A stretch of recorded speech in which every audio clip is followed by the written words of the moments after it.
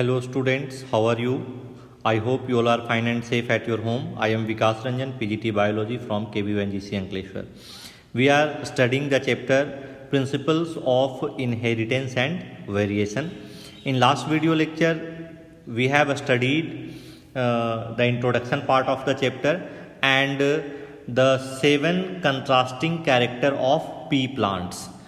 What are the 7 contrasting characters and their different traits, यानी उन 7 contrasting characters के जो डिफरेंट ट्रेड्स थे हमने उनके बारे में पढ़ा। उन ट्रेड्स में कौन सा ट्रेड डोमिनेंट था, कौन सा रिसेसिव था, उसके बारे में पढ़ा। In today's video lecture we have to discuss about inheritance of one gene, यानी मोनोहाइब्रिड क्रॉस। मेंडल ने सबसे पहले क्या करवाया, मोनोहाइब्रिड क्रॉस करवाया और उसके रिजल्ट्स को सामने रखा। तो मेंडल के मोनोहाइब्रिड क्रॉस क्या थे, इसके बारे में हम लोग पढ़ेंगे। Mendel crossed tall and dwarf pea plants to study the inheritance of one gene. Mendel ने क्या किया, वन जीन इनहेरिटेंस, यानी केवल एक जीन के इनहेरिटेंस को। पी प्लांट में बहुत सारे कैरेक्टर्स थे, बट मेंडल ने क्या किया, केवल एक ऐसा सेलेक्ट किया कि बाकी के कैरेक्टर सेम रखे, केवल एक कैरेक्टर सेलेक्ट किया हाइट, और हाइट के 2 कैरेक्टर जो ट्रेट थे टॉल एंड ड्वार्फ, केवल उसके ऊपर स्टडी की। क्योंकि यहाँ पर केवल एक जीन के इनहेरिटेंस के बारे में देखा गया, केवल एक ट्रेट के इनहेरिटेंस के बारे में देखा गया, एक कैरेक्टर के इनहेरिटेंस के बारे में देखा गया, इसीलिए इस एक्सपेरिमेंट का नाम क्या था, monohybrid cross. He collected the seeds produced as a result of this cross and grew them to generate plants of the first hybrid generation. This generation is called filial progeny और F1 generation. इसका नाम क्या रखा, filial progeny या F1 generation. Mendel ने क्या किया, pure tall plant select किए and pure dwarf plant select किए। प्योर ब्रीडिंग लाइन क्या थी, लास्ट वीडियो लेक्चर में मैंने समझा चुका था कि अगर कोई ट्रेट सेवरल जनरेशन तक सेल्फ पॉलिनेशन के बाद सेम ट्रेट ही प्रोड्यूस करता रहेगा, देन उस ट्रेट को हम क्या कहेंगे, प्योर ब्रीडिंग लाइन। तो मेंडल ने प्योर ब्रीडिंग टॉल प्लांट चुने, प्योर ब्रीडिंग ड्वार्फ प्लांट चुने, उनको आपस में क्रॉस पॉलिनेट करवाया। क्रॉस पॉलिनेशन के बाद जो सीड मिले उसको ग्रो करवाया।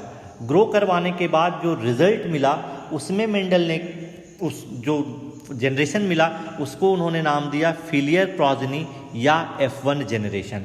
अब क्या देखने को मिला, तो Mendel observe that all the F1 progeny plants are tall like one of its parent, none were dwarf. Mendel ने 2 तरह के प्लांट सेलेक्ट किए थे, pure tall plant and pure dwarf plant. F1 generation में मेंडल को क्या मिले, all tall plant, no were dwarf, कोई भी प्लांट ड्वार्फ या शॉर्ट नहीं था। यानी F1 जनरेशन के प्लांट अपने किसी एक पेरेंट से रिजेंबल्स हो रहे थे।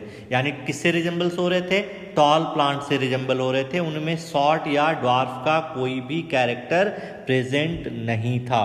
तो F1 जनरेशन में क्या मिला मेंडल को, ऑल टॉल प्लांट्स। फिर से रिपीट कर रहा हूं, मेंडल ने क्या किया, प्योर टॉल प्लांट लिए, प्योर ड्वार्फ प्लांट लिए, क्रॉस करवाया, क्रॉस करवाने के बाद सीड प्रोड्यूस हुए, सीड को वापस ग्रो करवाया गया, जो जनरेशन आई उसको नाम दिया गया फिलियल प्रोजेनी या F1 जनरेशन। F1 जनरेशन में क्या मिला मेंडल को, all tall plants, no plant were dwarf, कोई भी प्लांट ड्वार्फ नहीं था, और जो F1 प्रोजेनी थे वो अपने किसी एक पेरेंट से मिल रहे थे, रिजेंबल हो रहे थे। अब मेंडल ने आगे क्या किया, he made similar observations for the other pairs of traits.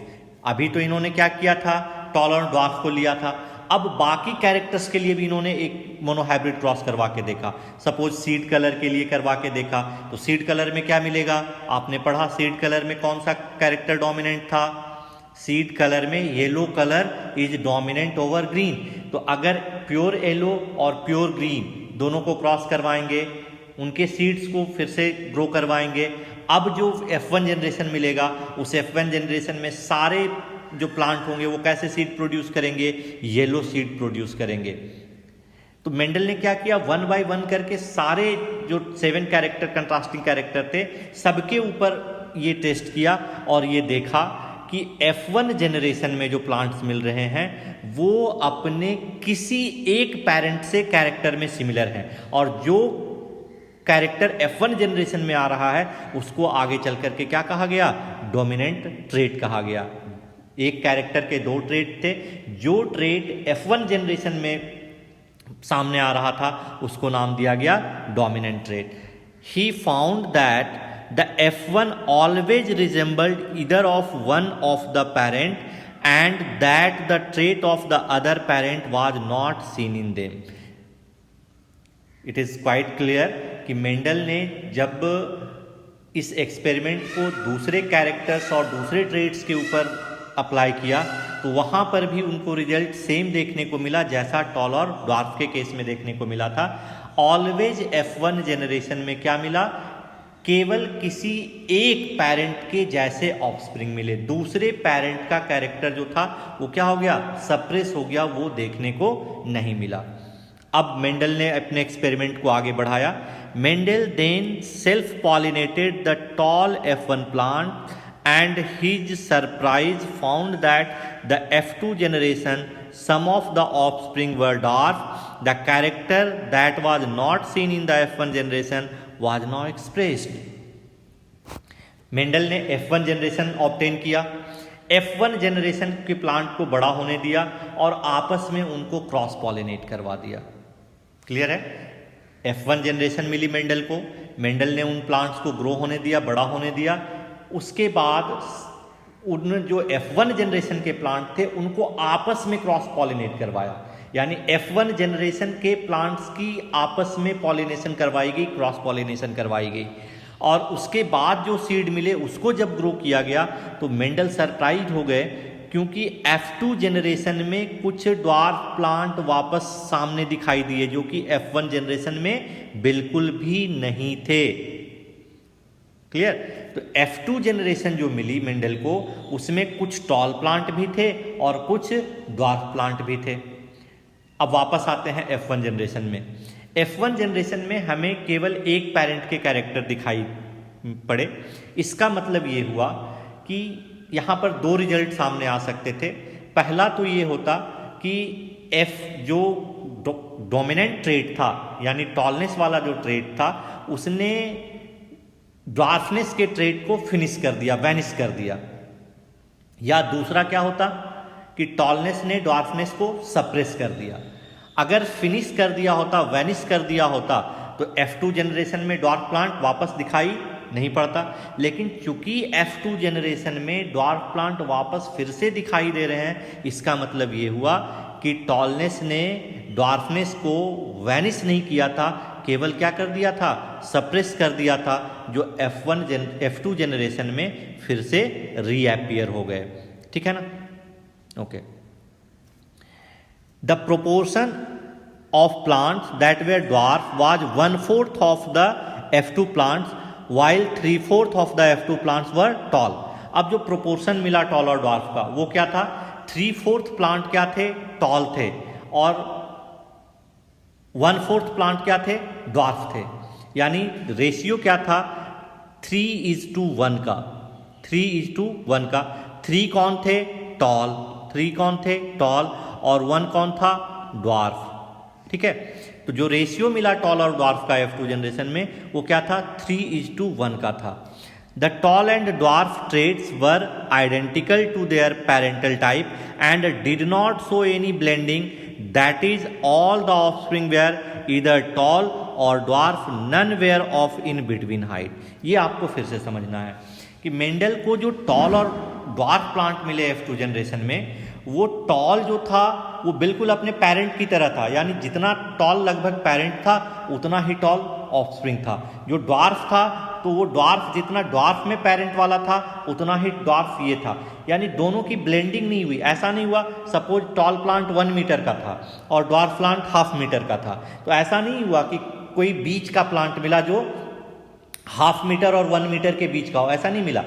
Tall plant जो भी मिला वो लगभग 1 मीटर के आसपास का मिला, ड्वार्फ प्लांट जो भी मिला वो लगभग 1/2 मीटर के आसपास मिला, यानी कैरेक्टर्स की ब्लेंडिंग नहीं हुई, कैरेक्टर्स आपस में मिक्स नहीं हुए, कैरेक्टर या तो फुल्ली सप्रेस हुए या फुल्ली एक्सप्रेस हुए। ये समझ में आया? तो इसको ध्यान से समझना है कि the tall and dwarf traits were identical to their parental type, वो बिल्कुल अपने पेरेंटल टाइप की तरह थे, and did not show any blending, यानी उनमें कोई ब्लेंडिंग नहीं हुई थी, ट्रेट्स की ब्लेंडिंग नहीं हुई थी, यानी टॉल और ड्वार्फ मिल करके कोई इंटरमीडिएट हाइट नहीं बना। That is all the offspring were either of tall और dwarf, none were of in between height, दोनों बीच की हाइट का कोई भी प्लांट नहीं मिला, या तो प्लांट टॉल थे या प्लांट क्या थे, ड्वार्फ थे। Similar results were obtained when the other traits that he studied, only one of the parental trait was exposed या expressed in F1 generation, while at the F2 stage both the traits were expressed in the proportion of 3:1। ये तो था पहले उन्होंने toll और dwarf को select करके किया, बाद में उन्होंने क्या किया, डिफरेंट कैरेक्टर्स के ऊपर भी इसको अप्लाई किया, और हर कंडीशन में मेंडल को वही रिजल्ट मिले। अगर मान लो फ्लावर कलर की हम बात करें तो फ्लावर कलर में क्या था, purple is dominant over white, तो पर्पल और वाइट की जब उन्होंने क्रॉस करवाई तो फर्स्ट जनरेशन में सारे प्लांट कैसे मिले, पर्पल फ्लावर वाले। वापस में जब F1 जनरेशन वाले प्लांट को क्रॉस करवाया तो F2 जनरेशन में जो प्लांट मिले उसमें पर्पल और वाइट दोनों थे, लेकिन पर्पल और वाइट का जो रेशियो था वो क्या था, 3:1, यानी जो डोमिनेंट वाला कैरेक्टर था वो 3 के रेशियो में था, और जो ड्वार्फ वाला कैरेक्टर, जो डोमिनेंट वाला कैरेक्टर, सॉरी जो रिसेसिव वाला कैरेक्टर था यानी वाइट वाला कैरेक्टर था वो 1 में मिला, यानी रेशियो यहाँ पे भी क्या थी, 3:1। तो मेंडल ने स्टार्ट किया हाइट कैरेक्टर को लेकर के, और बाद में एक एक करके सारे कैरेक्टर्स के डिफरेंट ट्रेट्स को इसके ऊपर अप्लाई किया, और रिजल्ट ऑलवेज उनको क्या मिला, सेम मिला। The contrasting traits did not show any blending at either F1 and F2 stage. जो कंट्रास्टिंग ट्रेट थे यानी tall or dwarf, purple and white flower, round and wrinkle seed, ये कहीं पर भी इनमें ब्लेंडिंग देखने को नहीं मिली। ये टर्म, ये लाइन आपको बिल्कुल अच्छे से समझती है कि there is no blending occurs either in F1 stage और F2 स्टेज।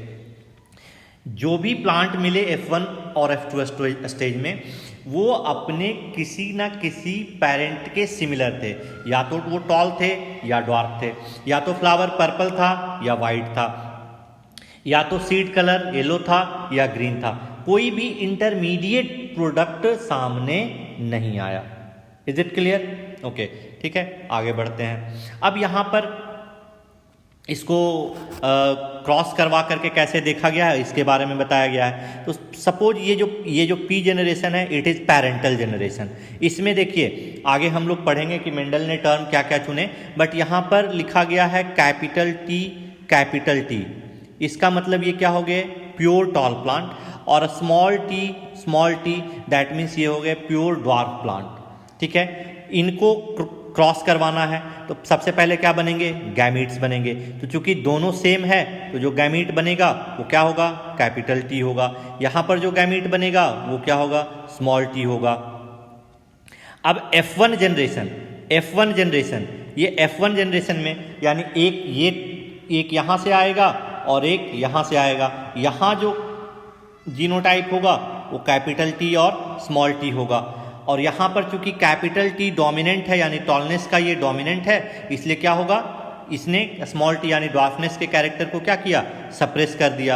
अब इस तरह का टेबल बनेगा, यानी जो 4 प्लांट्स मिलेंगे, जो 4 प्लांट्स आपको सामने देखने को मिले उसमें ये इस तरह का होगा, कैपिटल टी स्मॉल टी, यहाँ पर कैपिटल टी स्मॉल टी, और यहाँ पर क्या होगा, स्मॉल टी।